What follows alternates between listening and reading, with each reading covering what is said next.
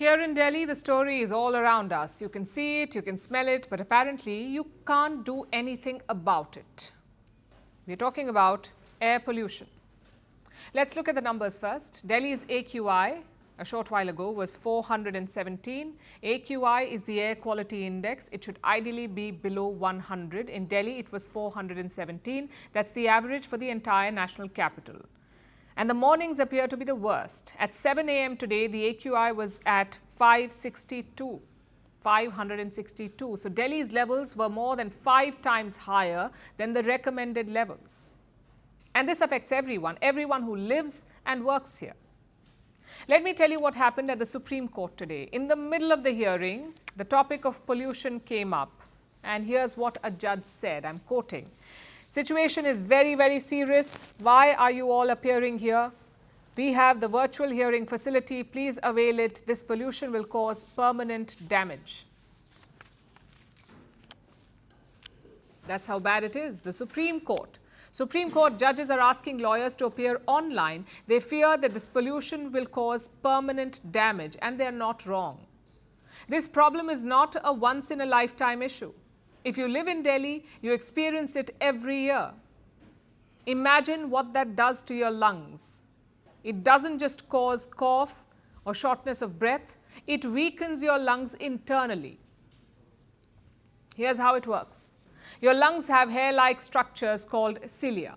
Their job is to filter out dust and germs. But what happens when there is too much dust? The cilia gets damaged. It's easier for germs to reach your lungs, meaning you become vulnerable to lung diseases. That is how air pollution hurts you.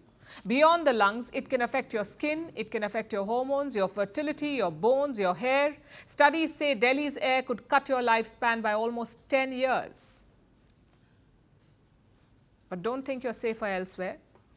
Because, and listen to this, 93 of the world's 100 most polluted cities are in India, 93 out of 100.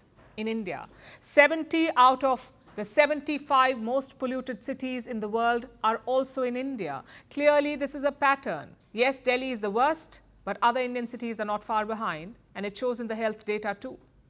Policy Bazaar has studied insurance claims from across India, and here's what they found. Illnesses linked to pollution make up 8% of all claims. Things like respiratory issues or cardiac complications or even skin and eye allergies. And here's the most worrying part.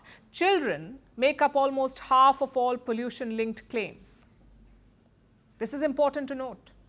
When you're young, your organs have not completely developed, meaning you're more vulnerable to pollution. So to recap, we have the pollution numbers, we have the pollution impact, and we have the health studies to back it up. So why don't we have a solution? Because of the lack of political will. Because air pollution is still seen as an urban niche issue. You may complain about it, you may protest against it, but will you ever vote based on it? Chances are you won't. If you live in a metro, you'll most likely leave for a short getaway on voting day. And political parties know this. They don't look to solve the air pollution, they simply wait it out. Once winter is gone, so is the smog and so is the conversation around air quality. But do remember this, even if you cannot see it, pollution exists. Delhi's air quality is bad throughout the year. And it's about time we realize that. Because clean air is not a seasonal job. You have to tackle air pollution in the summer, in the monsoon, in the autumn, spring and winter. It's a year-round campaign against a permanent enemy. Want the facts? The latest developments? News that gets straight to the point. Well, we've got all three just for you. This is Firstpost Live, a brand new show, your window into what really matters. Don't miss it.